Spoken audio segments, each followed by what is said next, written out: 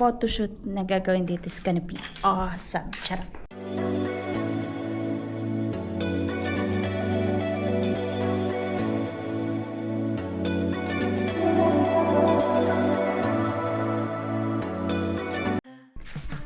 Good morning, YouTube. So, punta tayo dun sa quick vlog lang. Punta tayo sa ginagawang studio. Paano ko mapakita sa inyo? Ayun siya. Yun ako.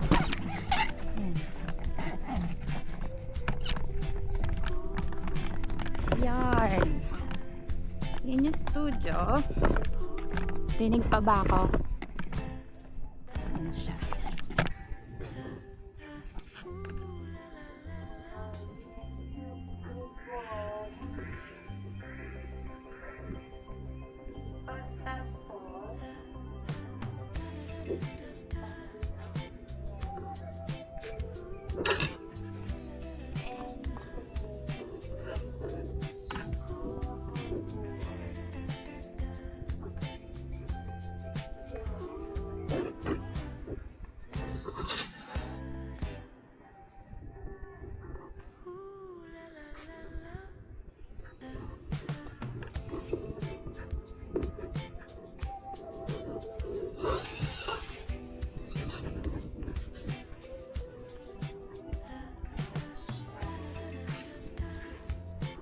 So, hindi pa siya tapos. Ayan yung mga bintana. So, na-finish na tong harap at gilid. So, ito yung bintana. Meron siyang patungan ng pwede ipatong yung model dito. Pwede rin, or yung client, pwede rin siyang patungan ng mga dito, patungan ng mga props, and then pwedeng maupo. Yan. Tapos yung open ng bintana is yung parang vintage style na French. Basta French window. Ganyan siya. The reason why na malalaki yung bintana is para makatipid ako sa lighting, lalo na kapag maganda naman yung bagsak ng araw. So same here. This is gonna be the living area or the reception area kung saan mag-aantay yung client. So syempre lalagyan ko ng design yan. Tapos design din dito. As much as possible, yung bawat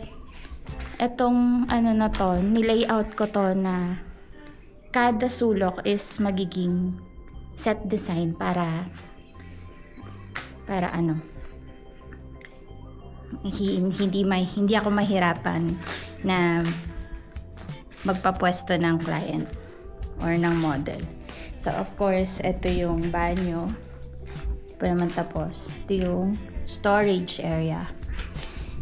This storage area is my second floor din yan para may mailagay pa ako dun sa Pero, itong buong wall na to, kasi tsaka ito is magiging backdrop siya.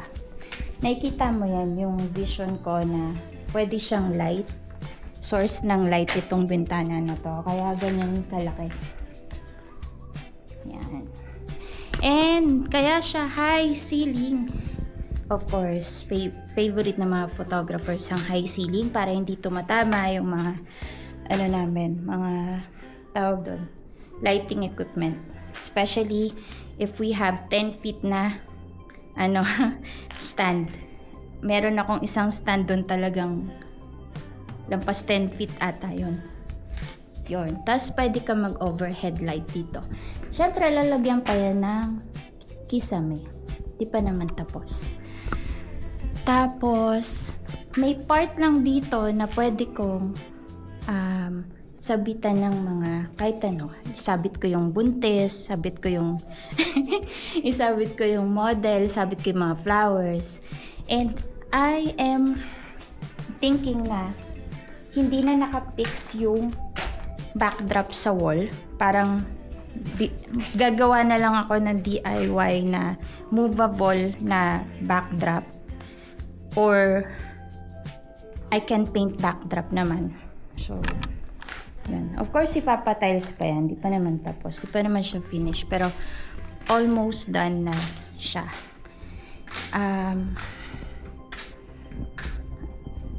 And, gusto ko talaga, kahit sa bahay ko, gusto ko may patungan ako ng paso sa bintana. Or anything na mauupuan. Kasi, nung bata ako, lagi akong nakaupo sa bintana. Doon sa dati namin bahay. Yan. Isn't it nice? Teka, pakita ko sa inyo kung ano magiging itsura niya kapag So, yan siya. Ano ko ba itatayo to ng? Pwesto ako dito. Para makita niyo. So, pwede ka mapunaw na kaganyan. Yung, pwede ka rin tumayo.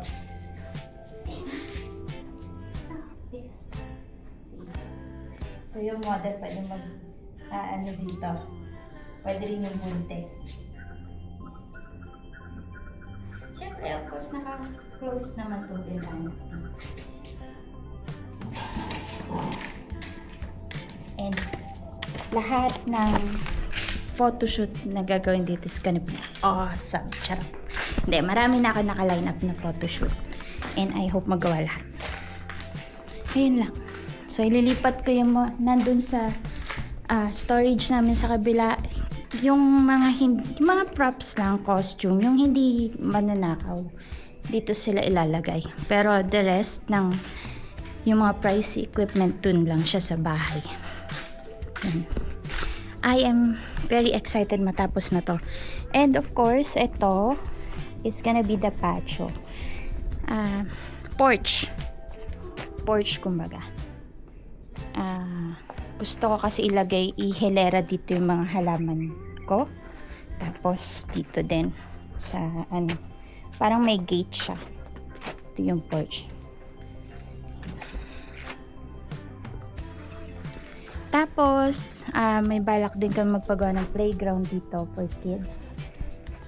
Especially kung may mga siblings yung babies.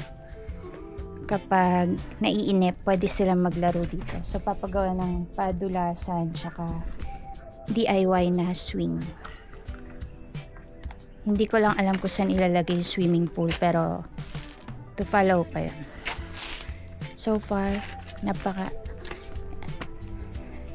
ang bilis nga magawa nito eh. Alam mo, magti 3 months pa lang, ito na yung nagawa. I think this is 70 to 80 square meters. Hindi ko maalala. Pero ang bilis niya magawa. Sobrang bilis niya magawa. Tapos alam mo ba kung iilang tao lang gumagawa nito? 2, 3 lang. Ganun sila kagaling. And I am very thankful doon sa mga tito ni Paul. Tito ng asawa ko. Sila gumawa nito eh. And nasusunod yung yung layout na gusto ko. Actually, gusto ko nga sa bahay ko ganito rin yung susunod na house. Gusto ko ganito kalaking bintana din. Malay mo, yung itaas nito, ang gawin naming house, yung pinakataas nitong studio. In the future, we will see. Kaya bigyan niyo ako ng maraming booking para paggawa tong itaas at dito kami tumira sa taas. Lilipat kami from there to here. Ayun yung bahay na isa. Nakita niyo yung matas na yun. Doon kami nakatira sa baba nun. Ayan. So, I'm thinking na gusto ko ganito din kalaki yung bintana sa susunod na house. Ewan, gusto ko, fascinated talaga ako sa malalaking bintana kasi ang daming liwanag na pumapasok, tapos hangin din. Presko lang. Kaya ka nga pumunta sa farm, tapos ikukulob mo lang yung sarili mo sa loob ng bahay, diba? So, might as well lagyan na ng malaking bintana. Siyempre yung layout yung design ng labas hindi pa naman tapos, pero almost done na. Possible na matapos to by August or September. Yan. And excited na akong magpintura. Syempre, i-vlog ko din yung pagpipintura ko dito. And pag pupok ko ng mga bumili na ako ng mga kahoy, plywood na pwede kong gawing backdrop. Wall. Basta. Secret ko na lang yun. Basta backdrop siya. Yung design, hindi ko nasasabihin kung ano yung exact design. Pero, ayun. So far, malapit na siya matapos. Palalagyan ko din duyan dito para relax naman umupo. Of course, may mga upuan din dito. Tapos halaman dito. Ganun. Ay, nakaano na lahat yun sa utak ko kung anong ilalagay na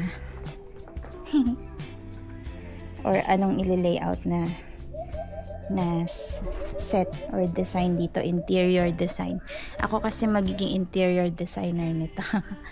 And kailangan lahat ng kumbaga, ginawa tong studio na to, lahat may function. Yung bintana may function, yung mga wall may function. Hindi siya bastang bare type lang na studio or static na studio, hindi. Kailangan lahat may function. There's a reason kaya malaki yung bintana niya kasi may function siya. It's a source of light, and gusto ko kapag ayoko gumamit ng aircon, gusto ko fresh air lang, bubuksan ko lang yung bintana. Yung alam mo yung makalumang bintana, yung pabukas niya pa ganun, pa owning type, pero pag ganun siya, basta maganda yun. Vintage type na bintana. Alam niyo naman ako, mahilig ako sa vintage. Ayun lang. So, I'll be back sa next update ng studio na to. Di na ako makapag-antay na matapos siya. Ito yung magiging playground ko. And more content soon once matapos siya. Actually, meron na nga akong niisip na shoot ngayon habang di pa siya tapos eh. Pero secret muna yun. To follow na lang. Bye now!